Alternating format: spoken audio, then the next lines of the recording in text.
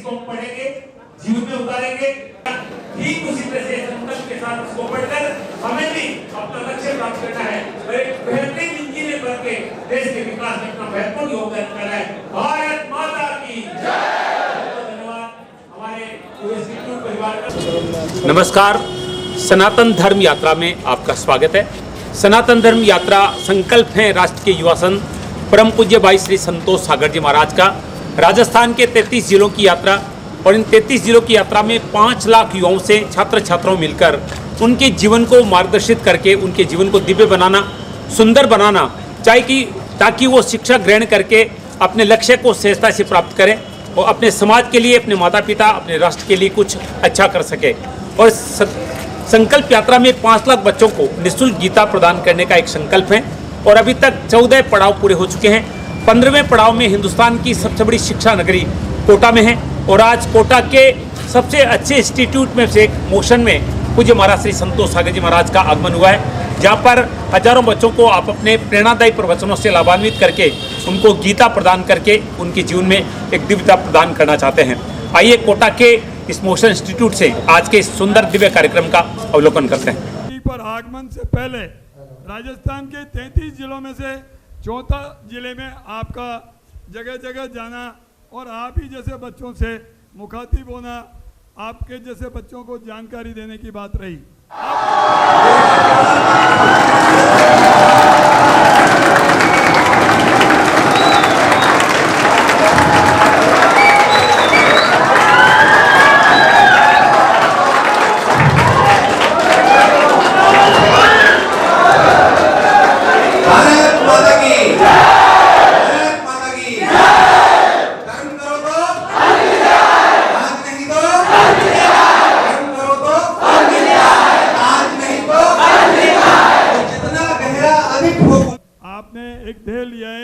एक मिशन लिया है कि हम भावी पीढ़ी कैसी बनाना चाहते हैं।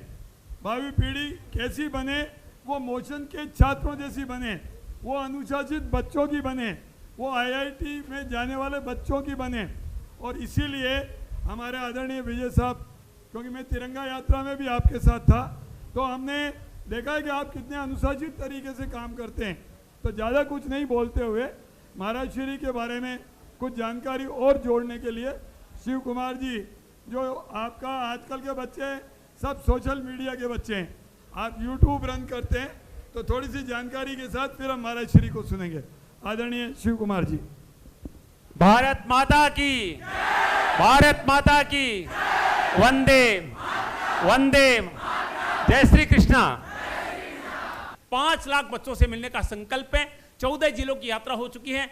80,000 युवाओं को आपने गीता प्रदान की है और 40 मिनट के एक प्रवचन के माध्यम से उनका ऐसा मार्गदर्शन किया है कि वो बच्चे आज किसी हालत में नहीं टूटेंगे और सहजता से, ताकत के साथ अपनी मंजिल को प्राप्त करेंगे। तो अधिक वक्त नहीं लेते हुए पूज्य भाई श्री संतोष सागर जी महाराज के पावन श्री चरणों में नमन करते हुए प्रार्थना करता हूं कि दुनिया के सबसे बड़े युवा वाले देश हिंदुस्तान में एक बहुत बड़ी युवा पीढ़ी आपके सामने पूरी ऊर्जा के साथ बैठी है, जो एक टेक्नोलॉजी के माध्यम से देश का विकास करना चाहती है। उस युवा पीढ़ी को अपने प्रेरणादायी प्रवचन से लाभान्वित करें।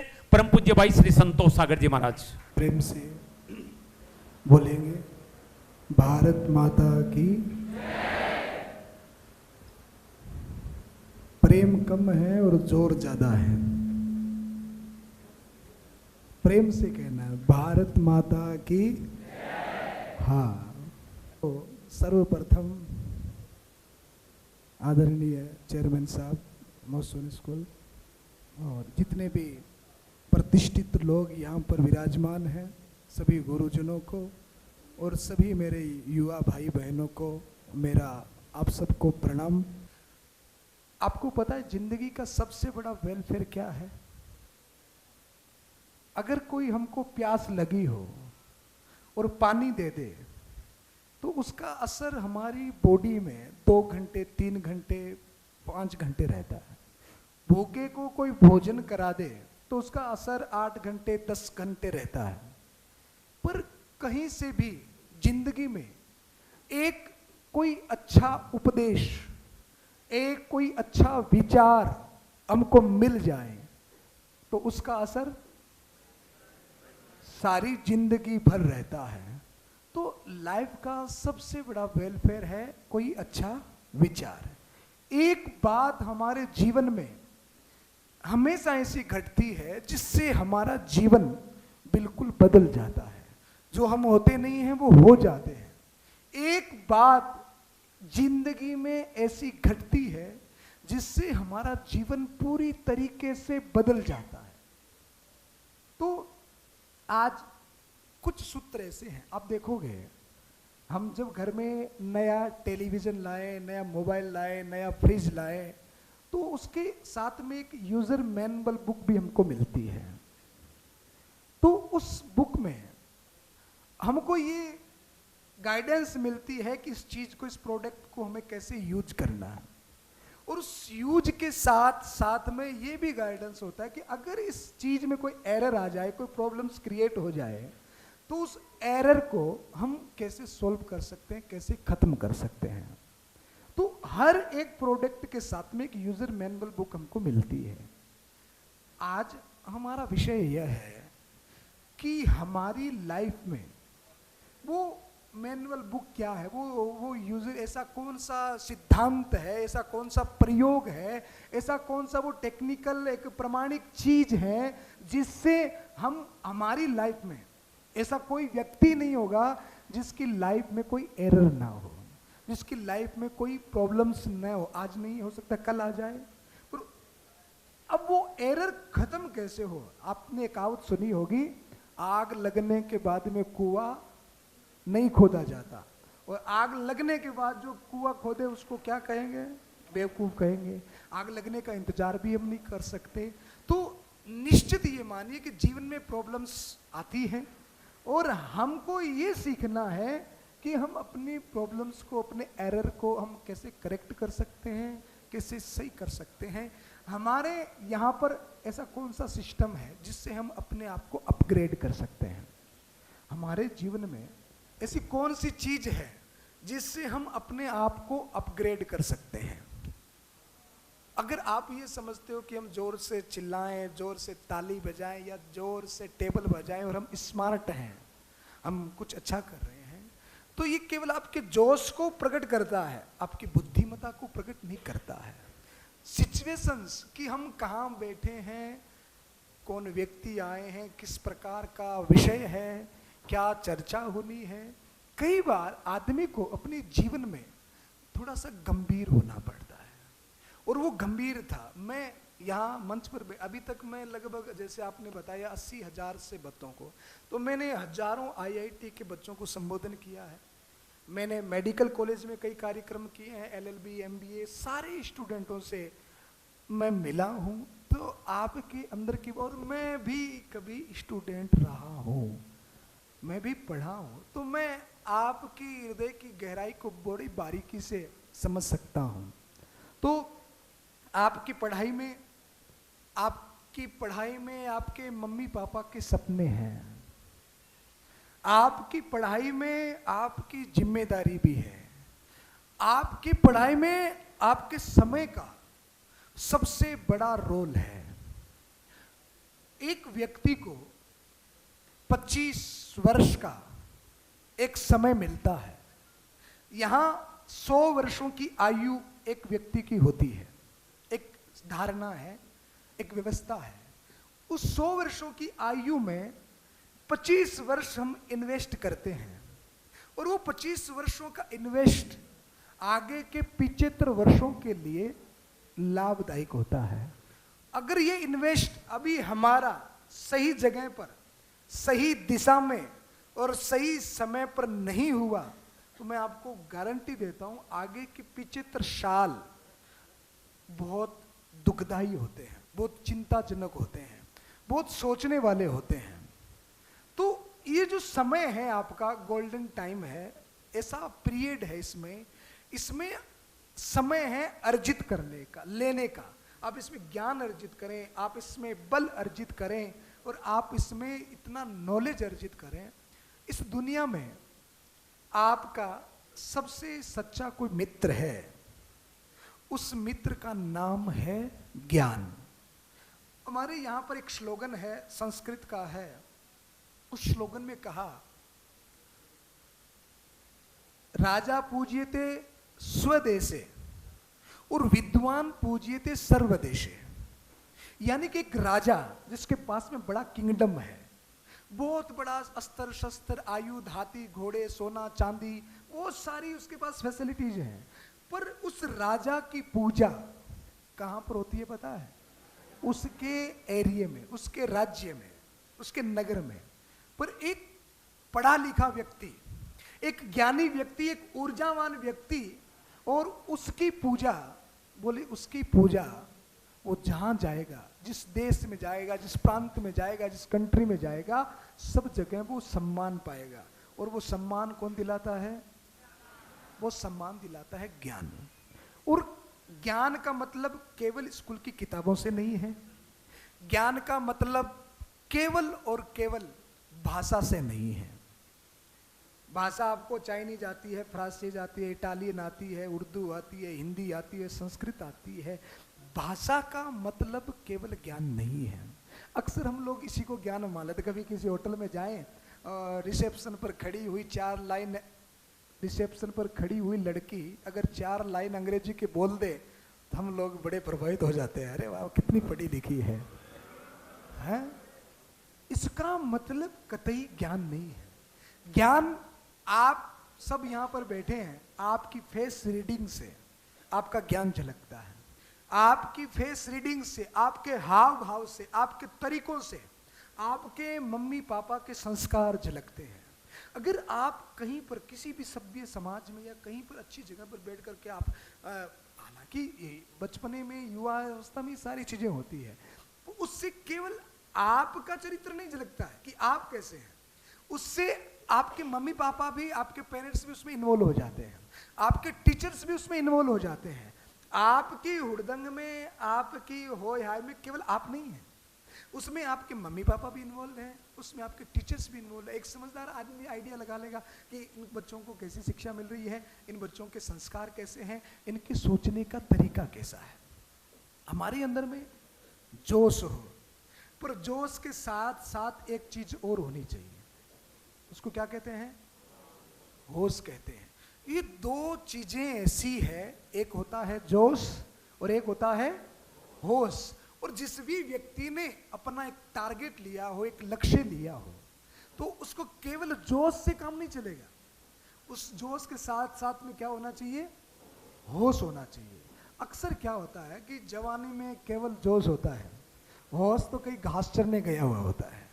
और धीरे धीरे धीरे धीरे समय की ठोकरें खाते खाते, गुरुजनों से, मम्मी पापा से डांट खाते खाते खाते खाते, और समय की रफ्तार में आदमी जब आगे बढ़ता है तो धीरे धीरे ठोकर खाते खाते क्या आता है? विदाउट खाने से अकल नहीं आती, ठोकर खाने से। तो धीरे धीरे धीरे धीरे जो ही होश बढ़ता है, तो धीरे धीरे जोश कम हो जाता है। तो हमारे अंदर में 2 चीजें हमेशा रहनी चाहिए, एक होश और एक जोश।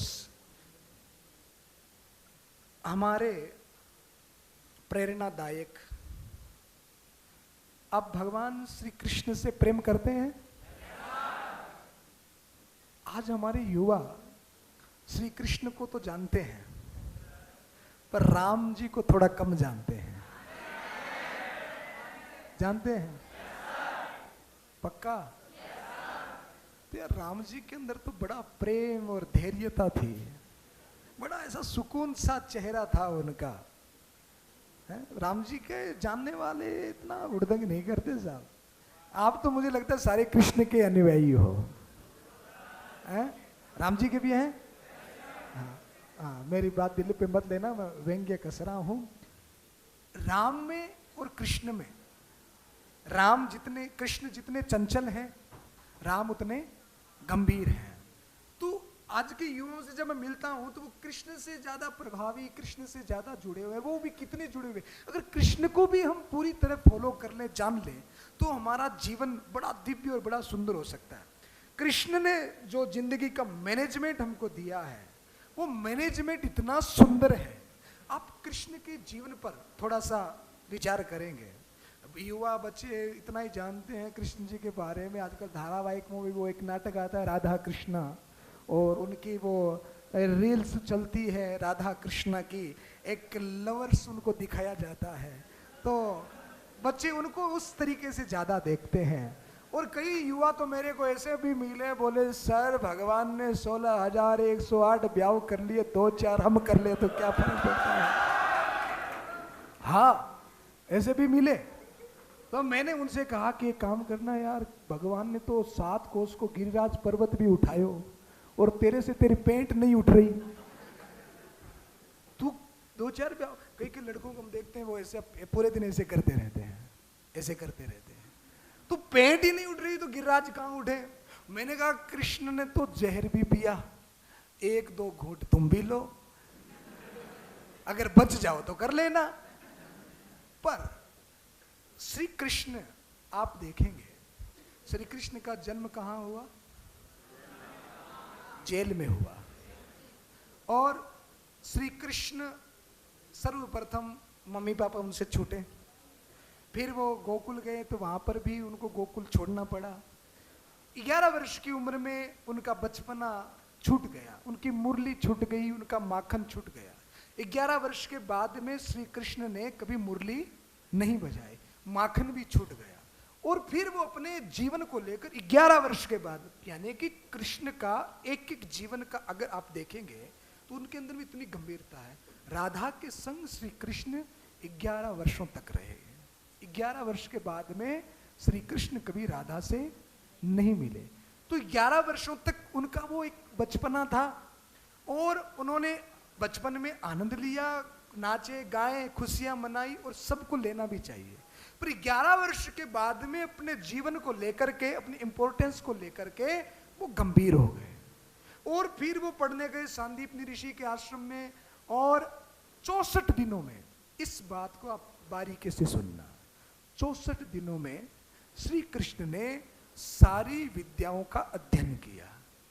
ये कॉन्सेंस है। आप जिस चीज को पढ़ाई कर रहे हो, आप जब स्कूल में पढ़ते हो तो टीचर्स पढ़ाने में भेदभाव करते हैं, किताबें आपके एक जैसी है, समय आपको एक जितना मिल रहा है। फिर ऐसा क्यों होता है कि एक बच्चा टॉपर हो जाता है और एक बच्चा फेलियर हो जाता है?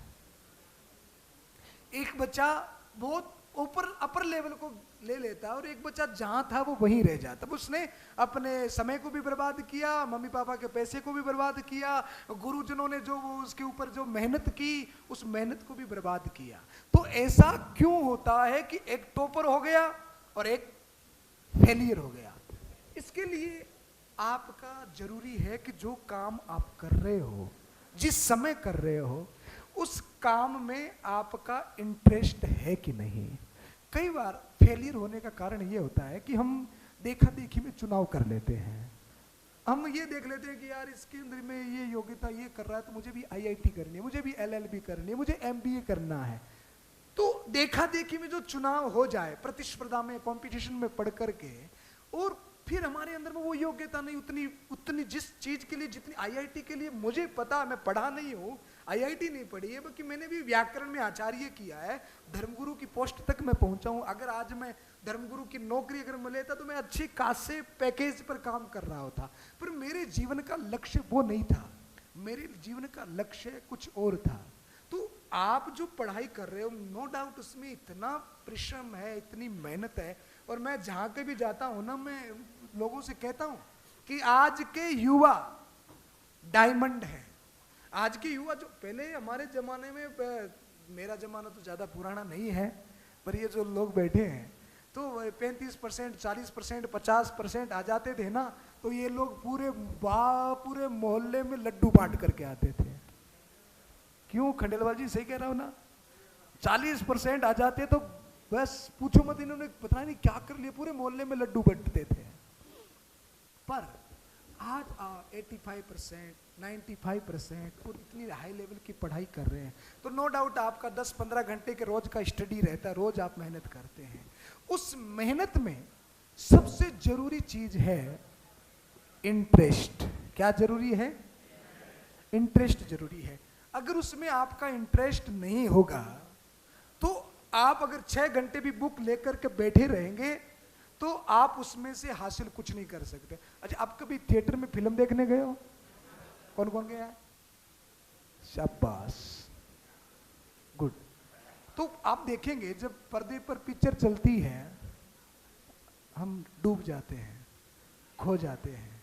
और उसी समय अगर पर्दे में बीच में कोई आकर खड़ा हो जाए तो, जब पिक्चर में एक इंपॉर्टेंट सीन चल रहा हो और कोई बीच में आकर के खड़ा हो जाए तो बोले भैया जो हाथ में हो वो दे मारे। अरे कमबख्त कहाँ बीच में आ गया।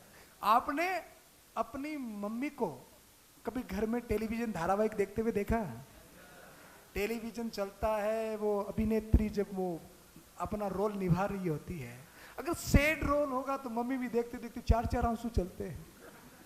हाँ, और वो जब हंसने लग जाए तो मम्मी भी हंसने लग जाए। और उस समय अगर पापा बीच में आ जाए तो मम्मी रिमोट दे मारे, कहां से आ गए। मम्मी इतने डूब जाती है उसमें, क्योंकि मम्मी का उसमें क्या है? इंटरेस्ट है। तो इंटरेस्ट नहीं होगा तो एक जगह में गया तो एक बाप अपने बेटे को जोरदार पिटाई कर रहा था, ठोक रहा था। अरे मैंने कहा सर क्यों मार रहे? बोले गुरुजी कल इसका रिजल्ट आने वाला है। तो मैंने कहा रिजल्ट कल आने वाला है, आप क्यों मार रहे? बोले मुझे कल बाहर गांव जाना है, मुझे कल बाहर गांव जाना है और मुझे पता है इस कमबख्त का रिजल्ट क्या आने वाला है। तो कईयों को तो माँ बाप को भी पता होता है कि हमारी औलाद कैसी है। तो हमारा सबसे मोस्ट इंपोर्टेंट पहली सफलता की पहली सूची है। ये छोटी छोटी बातें हैं पर आप इसको गंभीरता से सुनिएगा। सबसे पहली चीज क्या है? इंटरेस्ट। आप जो पढ़ाई कर रहे हो, जो आपने सब्जेक्ट लिया है, क्या आपका उसमें इंटरेस्ट है? और वो इंटरेस्ट कब पैदा होता है? जब हम उसकी उपलब्धि को जान सके कि ये अगर हमने प्राप्त कर लिया, इतनी मेच्योरिटी हमारे अंदर हो कि हम समझे कि यार ये प्राप्त कर लिया तो ये होगा। तो सबसे पहली चीज होती है इंटरेस्ट, क्योंकि इंटरेस्ट से ही ट्रस्ट डेवलप होता है, आपका विश्वास बढ़ता है, आपकी खुद की क्षमता बढ़ती है। इंटरेस्ट से क्या बढ़ता है? ट्रस्ट बढ़ता है। और एक दूसरी सफलता की सूची में एक चीज और मैं इन्वॉल्व करता हूं और उसको हम कहते हैं टैलेंट। क्या कहते हैं? टैलेंट कहते हैं। आप सबके अंदर में, शायद आपने अपनी योग्यता को अभी तक पहचाना या नहीं पहचाना मैं नहीं कह सकता, पर इस संसार में जो भी पैदा होता है भगवान उनको एक टैलेंट जरूर दे करके भेजता है। तो आपको ये भी रिसर्च करना है, आपको ये भी देखना है। कोई जरूरी नहीं कि आप आईआईटी में बहुत ऊंचे काम कर सको, आप और भी बहुत सारे फील्ड है। कई लोगों ने संगीत में, कई लोगों ने कलाकारी में, आर्ट में, बहुत सारे लोगों ने नाम कमाया है। तो हमारे अंदर में सबसे बढ़िया, सबसे अच्छा टैलेंट क्या है? एक बड़ी सुंदर स्टोरी है। एक गांव में 4 मित्र थे, ध्यान से सुनना। एक हाथी, एक घोड़ा, एक मछली और एक बंदर। इन चारों में एक कंपटीशन हुआ कि पेड़ पर चढ़ना है। तो निश्चित कौन जीतेगा? बंदर जीतेगा। तो हाथी को तो दुखी हो जाना चाहिए कि यार मैं जीत नहीं पाया। अच्छा, इसी कंपटीशन को बदल दिया जाए, पानी में तैरना है, हाथी तो फिर भी हार गया। अगर दौड़ने का होगा तो घोड़ा जीत जाएगा। पर क्या हाथी को उदास हो जाना चाहिए? क्यों? हाँ, क्योंकि हाथी के जो हाथी कर सकता है वो बंदर नहीं कर सकता, वो मछली नहीं कर सकती। तो हमें ये चीज भी देखनी है, इससे आपकी हिम्मत बढ़ती है, पावर बढ़ती है कि हमारे अंदर में ऐसा कौन सा टैलेंट है। एक स्टोरी, आपने कभी एक जरासंध का नाम सुना है? जरासंध। देखो, जरासंध है तो वो राक्षस की उसकी स्टोरी बड़ी प्रेरणादायक है। जरासंध ने श्री कृष्ण के साथ में कितनी बार युद्ध किया जी? 17 बार। सबसे पहले तो आप लोगों के नॉलेज के लिए ताली बज जाए। बहुत सुंदर, मुझे अच्छा लग रहा है आपके पास में इतना नॉलेज है। तो जरासंध ने, अब इसको थोड़ा सा गहराई से समझना है अपने को। एक बार कोई आदमी अगर किसी चीज में फेलियर हो जाए मुश्किल से वो दूसरी बार की हिम्मत जुटा पाता है, और दूसरी बार भी अगर वो फेल हो जाए तो 98% लोग निकल जाते हैं। 2% लोग ऐसे रहते हैं जो अपनी हिम्मत के साथ में आगे बढ़ते हैं और तीसरी बार भी वो मेहनत करते हैं। अगर 3 बार भी कोई आ जाए तो बड़ा मुश्किल है यार कि वो चौथी बार भी मैदान में आ जाए। बहुत बड़ी बात है ये, बहुत छोटी बात नहीं, बहुत बड़ी बात है कि 3 बार कोई फेलियर हो गया हो और चौथी बार भी वो हिम्मत करके उस मुकाम पर आए, फिर भी उसके अंदर में लड़ने की क्षमता हो। जरासंध ने कंपटीटर किसको चुना? श्री कृष्ण को। उसने सोचा साला हारेंगे भी तो कोई घाटा नहीं है, वर्ल्ड फेमस तो हो जाएंगे। भाई आज जरासंध को कौन पूछता अगर उसका कंपटीटर कृष्ण नहीं होता। पर आज जरासंध की स्टोरी मैं सुना रहा हूं क्योंकि वो लड़ भी किसके साथ में रहा है? कृष्ण के साथ में लड़ रहा है। इसलिए जीवन में कभी भी छोटा नहीं सोचना। अगर सोचो बड़ा, हमारे गुरुदेव कहा करते थे भैया आसमान का लक्ष्य रखो, पेड़ की जितनी ऊंचाई तो कंफर्म है। अरे लक्ष्य ही अगर पेड़ को बना करके बैठे हो तो धरती पर ही रेंगते रहोगे। अगर हमारा लक्ष्य मोटिव बड़ा हो, सुंदर हो, फेल होंगे भी तो अफसोस नहीं होंगे। आईआईटी की तैयारी कर रहे हो, फेल हो गए, सारे टीचर की नौकरी तो पीछे पीछे घूम कर देंगे, अन्य नौकरियां तो हमारे पीछे पीछे घूमेंगे। तो हमारा लक्ष्य बड़ा होना चाहिए, हमारा चिंतन बड़ा हो। तो जरासंध ने कितनी बार युद्ध किया? 1 बार, 2 बार, 3 बार, 4 बार, 17 बार। श्री कृष्ण ने देखा यार बड़ा बेशर्म आदमी है, थकता ही नहीं है। तो श्री कृष्ण ने भी उसकी हिम्मत की दाद दी। श्री कृष्ण ने कहा कि यार ऐसे आदमी धरती पर कम पैदा होते हैं। वो हार रहा है, ये उसकी कुछ न कुछ प्रॉब्लम्स हैं, पर वो हार रहा है, टेक्निकली हार रहा है, अंदर से नहीं हारा है। वो अंदर से जरासंध ने कभी हार नहीं मानी। वो 1 बार नहीं, बार बार नहीं, बार बार लड़ता रहा। और आप शायद पूरी स्टोरी से जानते हैं तो 18वीं बार जब जरासंध गया तो श्री कृष्ण भी उसकी हिम्मत को देख करके मजबूर हो गए और उनको भी दया आई। और उसको खुश करने के लिए, उसकी योग्यता को समाज में व्याप्त करने के लिए श्री कृष्ण भी रण छोड़ करके उनको भी भागना पड़ा और वो रण छोड़ के लाए। यानी इस बात से एक चीज हमको सीखनी है कि अगर कोई आदमी की कोशिश सच्ची हो और मेहनत की भट्टी में अपने आप को झोंक दे तो वो भगवान को भी, बोलो ना, भगवान को भी हरा सकता है। और शायद उसी दिन से एक कहावत हमारे यहाँ पर बन गई, हारने कोशिश करने वालों की, कोशिश करने वालों की हार नहीं होती। तो आप अपने फील्ड में इंटरेस्ट रखें, ट्रस्ट रखें और खूब खूब मेहनत करें। अब एक बात मैं आपसे और कहना चाहूँगा, आपका मोटिव, आपका लक्ष्य सुंदर होना चाहिए। जिसका मोटिव सुंदर होता है ना, भगवान और ये प्रकृति, ये पूरी कायनात उसके साथ में होती है। जिसका मोटिव, लक्ष्य सुंदर होता है।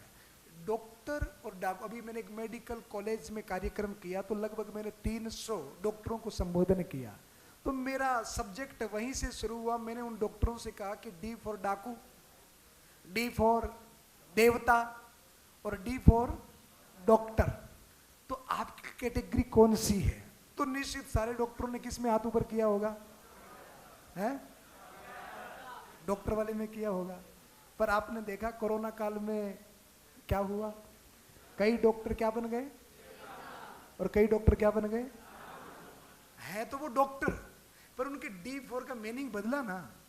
कई डॉक्टर उसमें देवता बन गए, उतनी इतनी सेवा कोरोना काल में लोगों की और कई डॉक्टर उसमें डाकू भी बने। तो मेरा सब्जेक्ट वहीं से ही उनके लिए चालू हुआ। तो डाकू और डॉक्टर, इनमें कुछ समानताएं होती हैं। अब देखेंगे कि डॉक्टर जब ऑपरेट करने के लिए आता है तो हाथ में चाकू छुरी लेकर के आता है, और डाकू भी क्या रखता है? चाकू छुरी रखता है। और दोनों का काम क्या है? काटने का काम है। और मजे की बात तो तब होती है जब दोनों ही मुंह ढक करके आते हैं। डाकू भी मुंह ढक करके आ रहा है और डॉक्टर भी मुंह ढक करके आ रहा है, पर दोनों के काम में कितना फर्क है, कितना अंतर है। एक जान लेने का काम कर रहा है और एक जान बचाने का काम कर रहा है। तो हम जो भी बनना चाहते हैं, आप डॉक्टर बने, इंजीनियर बने, आप साइंटिस्ट बने, आप कुछ भी बने, पर उससे पहले जरूरी है कि आप एक अच्छे इंसान बने। आपके पास में कोई रोता हुआ भी आए तो वो कैसे जाना चाहिए? हंसता हुआ जाना है। देखो एक आइसक्रीम पिघलती है। महापुरुष कहते हैं कि हमारा जीवन भी आइसक्रीम के जैसा है। अगर इसकी देखभाल नहीं करोगे या देखभाल करोगे तो भी ये निरंतर पिघल तो रहा है। एक इसकी सीमा है, एक इसकी आयु है। ये निरंतर, आप जो आज हो आप कल वैसे नहीं रहोगे। कल आपके ऊपर बहुत सारी जिम्मेदारियां, बहुत सारी रिस्पॉन्सिबिलिटी आ जाएगी, आपका बहुत बड़ा दायित्व बन जाएगा। तो आपका जीवन निरंतर पिघल रहा है। पर मैं आपसे पूछना चाहता हूं कि आइसक्रीम जब पिघलती है तो क्या किसी को फायदा होता है? बोलो ना, वेस्ट होती है। एक चीज और होती है जो भी निरंतर पिघलती है, जिसको कहते हैं कैंडल, मोमबत्ती।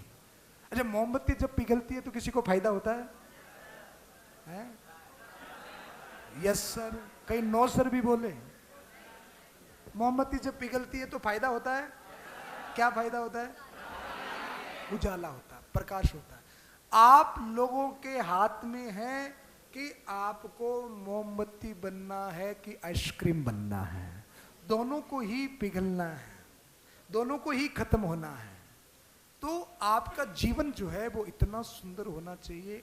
आप लोगों में से कईयों ने यह भी फेस किया होगा, जब बच्चे जवान हो जाते हैं, बड़े हो जाते हैं, और लगभग वो बच्चे जो पढ़ाई में कमजोर होते हैं, ठीक से पढ़ते नहीं, पढ़ाई में ध्यान नहीं होता, तो मम्मी पापा ये कहने लग जाते हैं कि भैया आप इसकी शादी कर दो, पढ़ने वाला तो है नहीं है।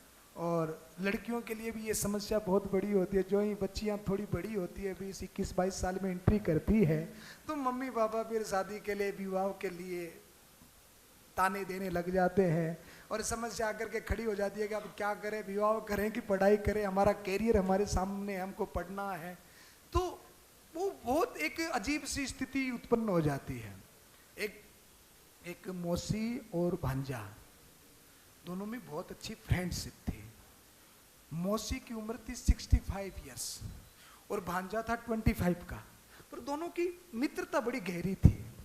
अब क्या होता है कि घर में जो भी कोई शादी होती है, वो ज्यादा पढ़ाई लिखा करता नहीं था, तो मौसी कहती थी बेटा सुन, अगला 13 नंबर है, पढ़ ले, इसकी शादी हो रही है, अगला 13 नंबर है। भांजा कहता मौसी मुझे IIT करनी है, मुझे पढ़ना है, मुझे कैरियर बनाना है। और जब भी घर में कोई शादी हो, मौसी अगला 13 नंबर, अगला 13 नंबर। एक दिन उस घर में किसी की डेथ हो गई, कोई मर गया, तो मौसी भांजा दोनों पास ही खड़े थे। तो भांजे ने कहा मौसी सुन, अगला 13 नंबर है। मौसी अगला 13 नंबर है। तो हमें अपने नंबर का इंतजार नहीं करना है, हमें आज से, अभी से मेहनत करनी है। आपकी सफलता का सूत्र कुछ और नहीं है। आपका ये स्कूल, ये टेबल, आपकी यूनिफॉर्म, आपकी सुविधाएं, आपके पेरेंट्स, जितने भी आपके साथ में आयाम जुड़े हुए हैं ना, ये केवल और केवल आपकी जिंदगी के कलर्स हैं। क्या है?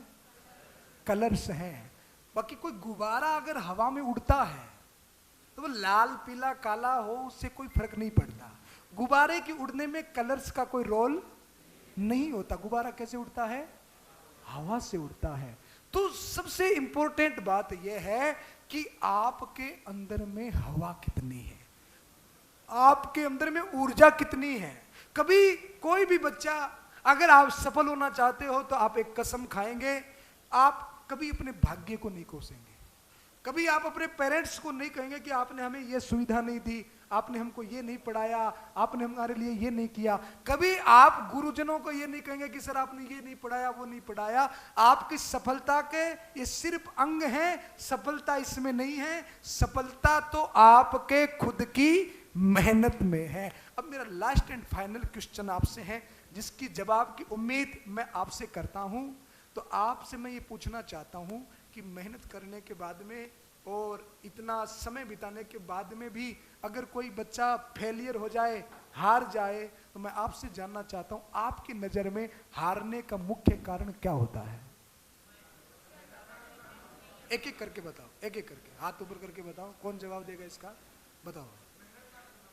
हारने का मुख्य कारण मेहनत ना करना। मुझे एक बात बताओ, दो स्टूडेंट हैं, एक पास हो जाता है और एक एक नंबर से रह जाता है, क्या जो एक नंबर से रहा उसकी मेहनत में कमी थी? मेहनत की ना उसने भी, एक नंबर से वो रहा है, तो उसकी मेहनत पे कोई कमी नहीं, वो पर एक नंबर से वो रह गया। और जो एक नंबर से निकल गया, ये नहीं कि उसने कोई बहुत ज्यादा मेहनत की हो, उसकी मेहनत दोनों की बराबर थी, पर वो एक नंबर से रह गया। कोई दूसरा रीजन? हाँ, आपका क्या ना बेटा? बहुत सुंदर जवाब, इंटरेस्ट नहीं होना। बैठो, गुड। और कोई? हारने का मुख्य कारण बताओ बेटा, तुम बताओ। कर्म? हाँ, नहीं नहीं नहीं, ये हंसने का विषय नहीं है। कर्मण्येवाधिकारस्ते मां फलेषु कदाचन, तुम मेहनत करो, कर्म तो ईश्वर देता। बड़ा परफेक्ट जवाब आपका। हाँ बताओ बेटा, आप बताओ। हैं? समय का? तो यार वो तो वही बात होगी, इसने समय का उपयोग किया। 94, 95 दोनों का उदाहरण सेम है। हाँ बताओ बेटा। अरे वाह, गुड।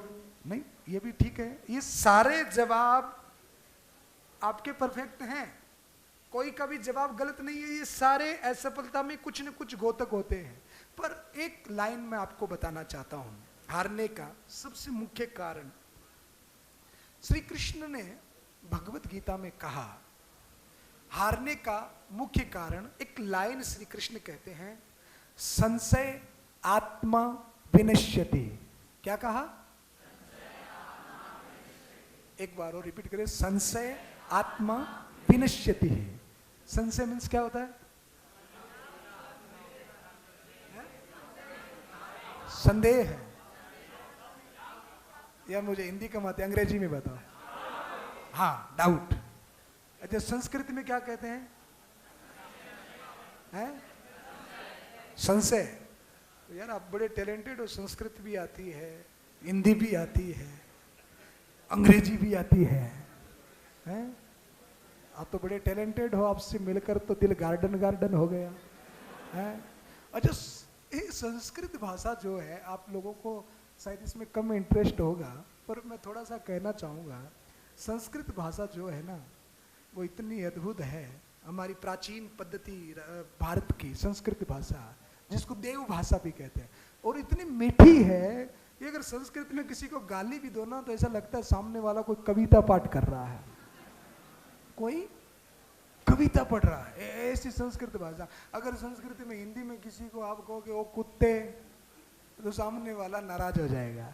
अब संस्कृत में प्यार से कहो हे स्वान, वो बड़ा राजी हो जाएगा।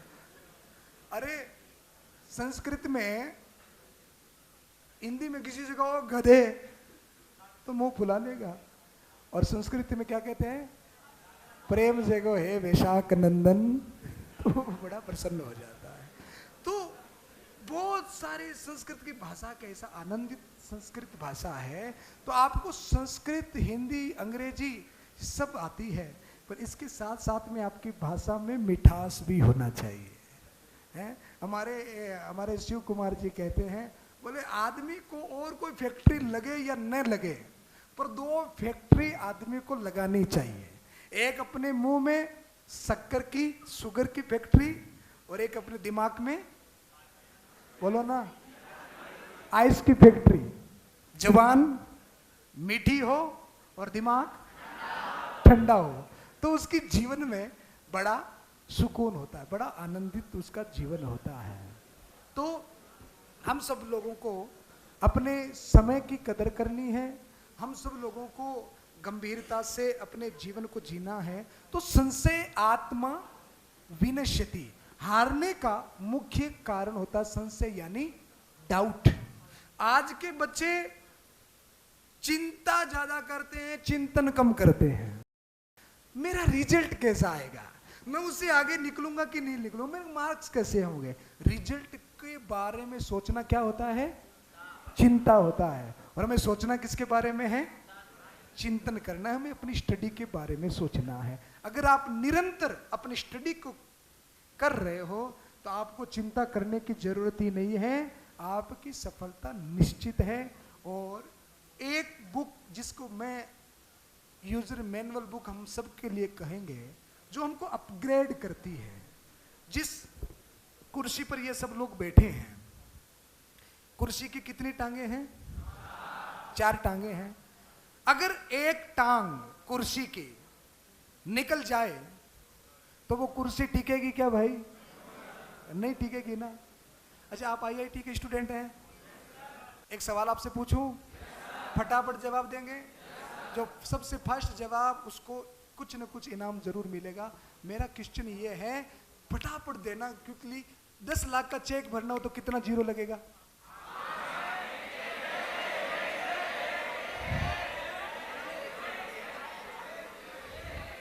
5 जीरो। 5 वाले हाथ ऊपर करें भाई। देखो भैया, नहीं तो 5 लगेंगे न 6 लगेंगे, 7 जीरो लगेंगे। 7 वाले हाथ ऊपर करें।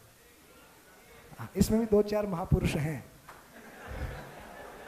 5 में भी है, 7 में भी है। अच्छा, 6 वाले हाथ ऊपर करें। गुड। अब सबको इनाम नहीं मिल सकता। तो कितने जीरो लगते हैं? 6 जीरो। अब मैं आपसे ये पूछना चाहता हूं कि अगर 10 लाख के चेक में 6 जीरो में से एक जीरा अगर कम कर दिया जाए, एक जीरो हटा दिया जाए, तो क्या चेक की वैल्यू रहेगी?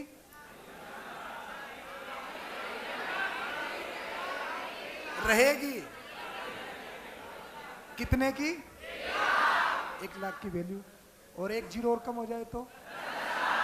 एक और कम करो, एक और, एक और, एक और। वैल्यू है। अच्छा, एक को रखो एज इट इज, जीरो को रखो और एक को हटा दो, वैल्यू है। यानी कि जीरो से उसकी वैल्यू बढ़ रही है, पर जीरो से वैल्यू नहीं है।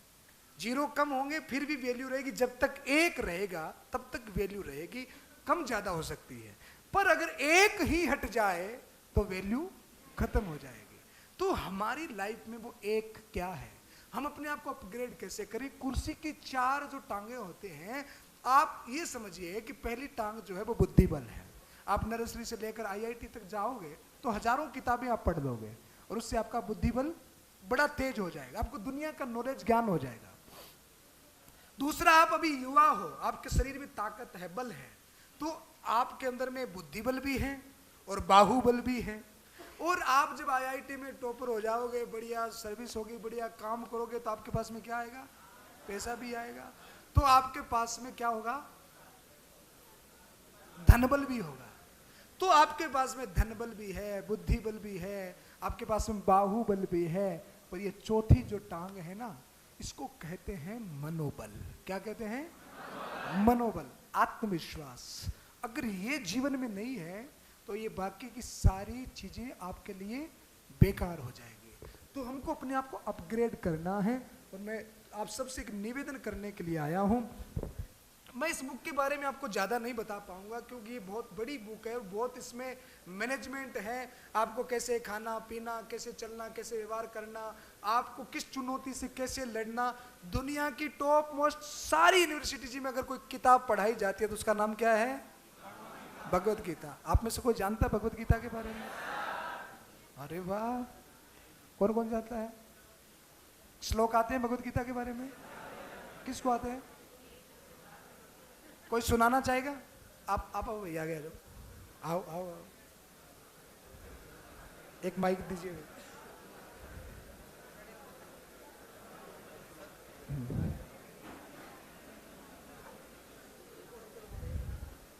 सबसे पहले तो आप अपना नाम बोलेंगे। इसमें बोलो ना, माइक में।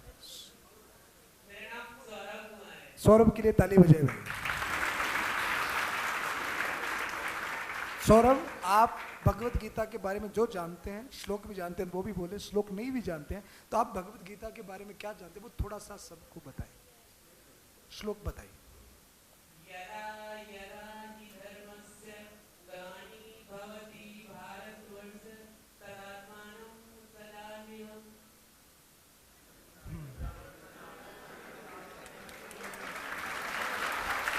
देखो जैसा भी बोला, पर कम से कम सौरभ के अंदर ये हिम्मत, ये जज्बा तो है। आप बहुत धन्य हो, थैंक यू। और कोई मेरी बेटी, आपको आता है किसी को? उनको दो, उन भैया को दो माइक, उनको दो। मेरा नाम है अभय शंकर दीक्षित।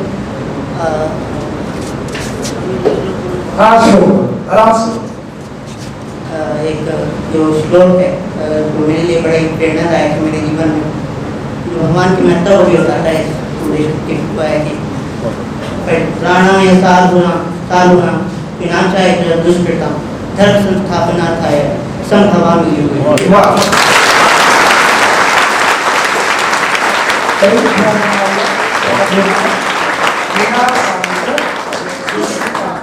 धर्म संस्थापनार्थाय संभवामि। विष्णु का नाश करने के लिए, अधर्म का नाश करने के लिए, धर्म की स्थापना करने के लिए मैं बार बार आता हूँ और हर बार आता रहूंगा, आता रहूंगा। अपने बच्चों को, अपने प्रियजनों को हेल्प करने के लिए बार बार आता हूँ। ये भगवान प्रॉमिस कर रहे हैं गीता में। साधुनाम विनाशाय च दुष्कृताम धर्म संस्थापनार्थाय संभवामि। दुष्टों का नाश करने के लिए, अधर्म का नाश करने के लिए और धर्म की स्थापना करने के लिए मैं बार बार आता हूँ और हर बार आता रहूंगा, आता रहूंगा। अपने बच्चों को, अपने प्रियजनों को हेल्प करने के लिए मैं बार बार आता हूँ। ये भगवान प्रॉमिस कर रहे हैं गीता में। बहुत सुंदर, अद्भुत। एक मेरी बेटी ने भी हाथ ऊपर किया था, किसी ने। आप में से कोई बताएगा गीता का एक श्लोक? कोई गीता का विषय, कोई बात? चलो, समय आपका मैंने काफी ले लिया है, बहुत ज्यादा ही ले लिया है। तो मैं आपको ये कहना चाहता हूं कि आपके जीवन में वो एक बरकरार रहे, आपके जीवन में कुर्सी की चारों टांगे सलामत रहे। इसके लिए आपको 1000 किताबों के साथ साथ में ये जितने भी आप टॉप पर्सनैलिटी भारत की देखेंगे ना, और उनकी बायोग्राफी उठा करके पढ़ेंगे, चाहे वो महात्मा गांधी हो, चाहे सुभाष चंद्र बोस हो, या फिर वो अब्दुल कलाम राष्ट्रपति साहब हो, या फिर और भी बहुत सारे ऐसे महापुरुष, तो उनके जीवन में एक कॉमन चीज मिलेगी। उन्होंने हजारों किताबों के साथ साथ में किसको पढ़ा? गीता। और ये और बता दूं, आपके IIT से कम चैलेंज नहीं है ये। इसको समझना, आज हम जब सुबह एक स्कूल में गए तो हमारे सांसद ओम जी बिड़ला के छोटे भाई राजेश जी बिड़ला साहब, उनकी स्कूल में हमारा कार्यक्रम था, तो उन्होंने बोला सर मैं गीता पढ़ रहा हूँ पर मेरे को समझने में थोड़ी सी दिक्कत आ रही है। यानी कि ये कम चैलेंज नहीं है, इसको समझना ये भी आपके दिमाग की तारें खोल देगा। पर ये भी मैं आपको गारंटी देता हूँ, आप देखते हो ना हमारे कोर्ट में किसी को कसम गिराई जाती है तो किस पे हाथ रखाया जाता है? गीता। गीता पर हाथ रखने वाला हमेशा सच बोलता है। तो मैं तो गीता ही हाथ में लेकर के बैठा हूं तो सच ही बोलूंगा। और मैं ये कह रहा हूं कि आपने अगर इस चैलेंज को एक्सेप्ट कर लिया और इसको समझ लिया, मेन समझना है कि कृष्ण क्या कह रहे हैं, तो मैं आपको ये गारंटी देके जाता हूं, आप भी मुझे भारत के किसी टॉप पर्सनैलिटी के रूप में कभी मुझे आपका भी दर्शन होगा। गीता आपको इतना अपग्रेड कर देती है। ये बुक छोटी सी पर आपको बहुत ज्यादा अपग्रेड कर सकती है। तो मैं आज अगर ये किताब आपको गिफ्ट दूं तो आप लेंगे मेरे से? लेंगे? और फिर क्या करेंगे? पक्का? और इसको रखेंगे कहां पर? हाँ, अपने हैंड बैग में। कहीं ये नहीं कि मम्मी को ले जा करके दे दो, लो मम्मी क्या लाया हूँ कोटा से। ऐसा नहीं करना है, इसको अपने हैंडबैग में रखना है। नहाए बिना नहाए, ट्रेवलिंग में, गार्डन में, छत पर, जहां आपका मन करे। बस शर्त यह है कि एक चैप्टर, अब कई बच्चों की क्या है कि अंगुली जो है ना वो ऐसे ऐसे ज्यादा चलती है तो उसको थोड़ा कम करें। अगर मैं एक शब्द में कहना चाहूं, अभी एजुकेशन पढ़ाई के समय, पढ़ाई के अलावा अगर आपका मोबाइल यूज ले रहे हो तो इस समय आपका उससे बड़ा कोई शत्रु नहीं हो सकता। तो ये इसको ऐसे ऐसे कम करें और ऐसे ऐसे ज्यादा करें तो आपको लाभ होगा। तो आप गीता पढ़ेंगे? प्रॉमिस? झूठा वाला? Thank you. एक बार मेरे साथ कहेंगे भारत माता की, भारत माता की। तो एक बार सभी प्रबुद्धजनों का, गुरुजनों का धन्यवाद।